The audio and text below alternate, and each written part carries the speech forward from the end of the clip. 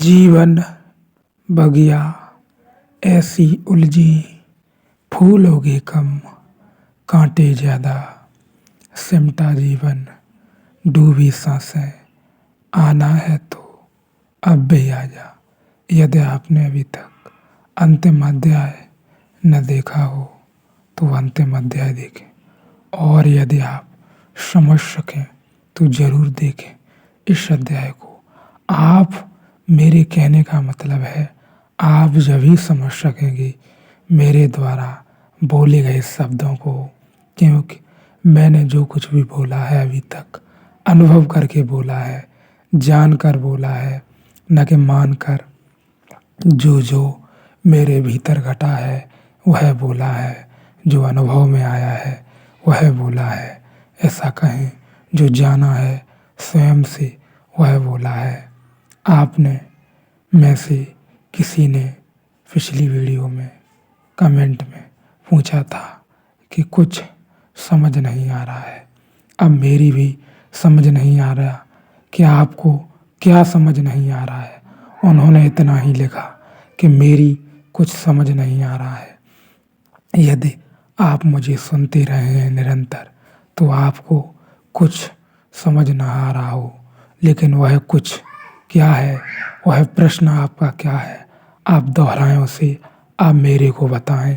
केवल और केवल आप छोटी सी बात को बड़े के रूप में लिखकर भेज दें, या जैसे भी आपकी इच्छा हो। और मैं दूसरी बात कहूँ, आप इस यात्रा में शामिल रहे हैं और आप निरंतर ध्यान में रहे होंगे, तो फिर मेरे ख्याल से आपका प्रश्न कोई प्रश्न नहीं है। ऐसे ही मन में कौतूहल उठी होगी, और फिर जो भी हो आप बताएं, मैं अपनी समझ के अनुसार आपको जवाब जरूर दूंगा। और आपका जो बोझ है, जैसे हम कहें, हम सभी मन में जन्मों जन्मों से, या कहें अपने ही भीतर, अपने ही पीठ पर बोझ ढोते चले आ रहे हैं। वह बोझ कम कर देना है हम सभी को। वह बोझ केवल और केवल ध्यान से कम हो सकता है। मेरे ख्याल से मैंने जितना बाहर के संबंध में जाना, उसमें बोझ को बढ़ाने की सुविधा है, बोझ को घटाने की नहीं।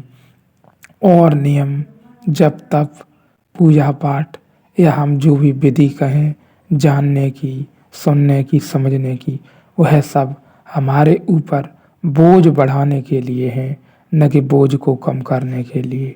तो ख्याल रहे, आप निरंतर यदि ध्यान में रहे होंगे तो मेरा अनुभव यह है कि एक दिन आपके साथ ऐसी घटना घटेगी, ना आप शरीर रह जाएंगे, ना आप मन रह जाएंगे, केवल और केवल आप एक शुद्ध चेतना रह जाएंगे। लेकिन उस समय ख्याल रहे, कुछ और चल पाना मुश्किल हो जाएगा। जैसे हमने कहा, कौतूहल, जैसे अष्टावक्र कह रहे हैं, चेष्टामान शरीर स्व पश्यन्ति शरीरवत।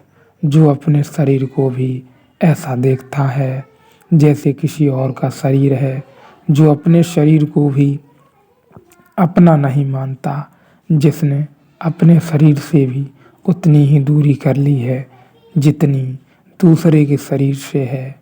अब आप इस संबंध में सुनेंगे। यदि आपने ध्यान शुरू ही न किया होगा तो आप कैसे जान सकेंगे कि अपने शरीर में रहते हुए भी दूसरे का शरीर हमें दिखाई न पड़ेगा। पहले इसके लिए हमें अपने भीतर जाना होगा, केवल और केवल अपने भीतर, तभी हम दूसरे के शरीर में और अपने शरीर में फिर कोई भेद नहीं कर सकते। मेरे ख्याल में केवल और केवल एक ही रहा है।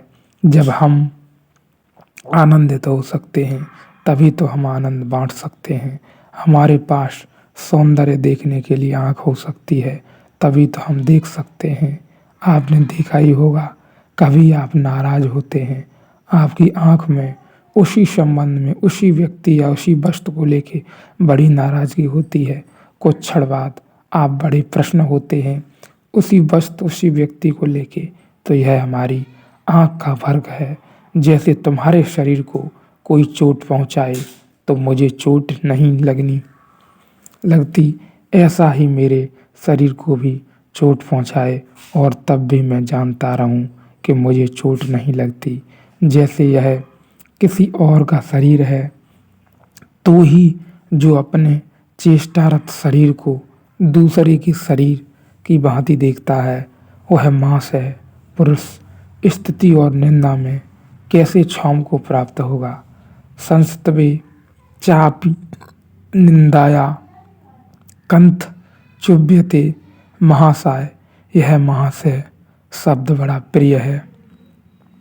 बना है महाधन आशय से, जिसका आशय महान हो गया, जो क्षुद्र आशयों से नहीं बना है, शरीर के और मन के, वृत्ति के और विचार के, जिसके जीवन में नहीं रहे, जिसने अपने समस्त आशय, अपनी समस्त आकांक्षाएं परमात्मा के चरणों में, महत के चरणों में समर्पित कर दी हैं। महाशय बड़ा अनूठा शब्द है। हम तो साधारण उपयोग करते हैं। कोई घर आता है तो कहते हैं आइए महाशय बैठिए, लेकिन उपयोग ठीक है। हमें यह मानकर चलना चाहिए कि दूसरा महाशय है, किसी क्षुद्र प्रेरणा से नहीं आया, प्रभु प्रेरणा से आया है। इसलिए तो हम अतिथि को देवता कहते हैं। अतिथि आया है तो प्रभु ही आया है। जो आया है वह महाशय है। चोर भी आया है तो भी किसी महाशय से आया होगा। ऐसी प्रतीति साधु स्वभाव की होनी चाहिए। कहते हैं वह महाशय पुरुष स्तुति और निंदा में कैसे क्षौम को उपलब्ध होगा। तो तू देख जनक, तुझे क्षौम होगा। तेरी स्तुति करूं तो तुझे प्रसन्नता होगी। जनक कह रहे हैं अष्टावक्र से कि यदि तेरी स्तुति करूं, तेरी प्रसन्नता गाऊं, तेरे गुण गाऊं, तो तू सुखी होगा, तू प्रसन्न होगा। या तेरी निंदा करूं तो तू अप्रसन्न होगा क्या। प्रसन्नता भी क्षोम है, अप्रसन्नता भी क्षोम है। क्षोम का मतलब होता है तरंगे उठाना, क्षुब्ध हो जाना। क्रोध तो क्षोभ है ही, प्रसन्नता भी क्षोभ है। दुखी होना तो क्षोभ है ही, सुखी होना भी क्षोभ है। क्योंकि दोनों हालात में चित्त तरंगों से भर जाता है, क्षुब्ध हो जाता है। जो सुख और दुख के पार है वही शुद्ध होने के पार है। उसे फिर कोई शुद्ध नहीं कर पाता। तो वे कहते हैं कि अगर तेरा कोई अपमान करे जनक तो तू क्षुब्ध होगा, तेरा कोई सम्मान करे तो तू क्षुब्ध होगा। तुम में कोई अंतर पड़ेगा, कोई भी अंतर पड़ेगा, अंतर मात्र पड़े तो तू अभी कह रहा है वह तूने मेरी सुनी बातें दोहरा दी। और सत्य को पुनरुक्ति ही करना चाहिए, सत्य को अनुभव करना चाहिए, सत्य को दोहराना नहीं चाहिए। अष्टावक्र कह रहे हैं जनक से, यदि तूने अभी तक मेरी सुनी सुनाई बातें तेरे पर लागू हो रही हैं, या तू बोल रहा है, मेरे को ऐसा समझ में आ रहा है, यदि तू सुख और दुख दोनों में एक समान चित्त के साथ, तेरी में रेखा मात्र का भी फर्क नहीं पड़ता है, सुख भी गुजर जाए दुख भी गुजर जाए, तू वहीं का वहीं खड़ा है, तू बिल्कुल भी क्षण भर को भी विचलित नहीं है, तो मैं फिर मानता हूँ। वरना तू मेरी बातें, ये ज्ञान बयान की मेरी सुनी सुनाई बातें कह रहा है। ख्याल रहे हम लोगों के साथ भी, हम में से जो भी ध्यान की यात्रा पर निकले हैं, या हम कहें स्वयं को जानने की यात्रा पर निकले हैं, या हम कहें परम को जानने की यात्रा पर निकले हैं।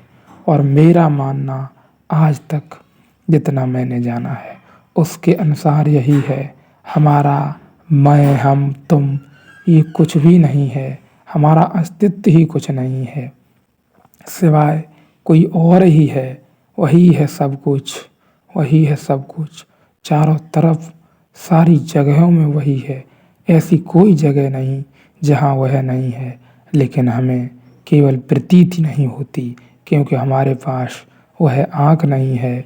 हम गहराई में नहीं उतरे, हम ऊपर ऊपर ऊपर ऊपर छानबीन करते रहे हैं। यदि आपके पास प्रश्न है, जानना है, तो आपको गहराई में उतरना होगा। तब आपको यह मेरी बात ठीक मालूम पड़ सकती है कि कुछ भी तो नहीं सिवाय उसके, केवल और केवल वही है। कोई है फिर और कोई नहीं है, केवल और केवल वही है। सारी जगत दिशाएं जहाँ तक आप जान सकते हैं वही है, और वह लगता है कि असीमित है, असार है, उसकी कोई सीमा नहीं है। तो आप यदि अभी तक ध्यान में नहीं उतरे हैं तो धीरे धीरे ध्यान में उतरें। निश्चित ही एक दिन घटना घटेगी और आप ध्यान को, आनंद को, या कहें स्वयं को उपलब्ध हो जाएंगे। सारी जो आप पीठ पर बोझ ढो रहे हैं वह बोझ आपका कम हो जाएगा। और मेरा तो मानना यही है, हम या आप सदियों से बोझ ढोते आ रहे हैं। हमारे भीतर कुछ है ऐसा जिसे हम न चाहते हुए भी और होता रहता है, लेकिन उससे घबराना या भागना नहीं है बिल्कुल भी। जहाँ भी जैसी स्थिति में है आप केवल ध्यान में प्रवेश करें। जो नहीं है, या ऐसा हम कहें जो है ही नहीं, जिसका कोई अस्तित्व नहीं है, भला उसे हम त्याग कैसे सकेंगे या उसे भोग कैसे सकेंगे। न तो वह त्यागा जा सकता है, न तो वह भोगा जा सकता है। वह तो केवल जाना जा सकता है, जानने मात्र से छूट जाएगा। तो हमें अभी जो माया मात्र संसार, सारा संसार है, सब जगह माया दिखाई देती है, उसको केवल जाना जा सकता है, जानने मात्र से छूट जाएगा। ऐसा है भी नहीं कुछ।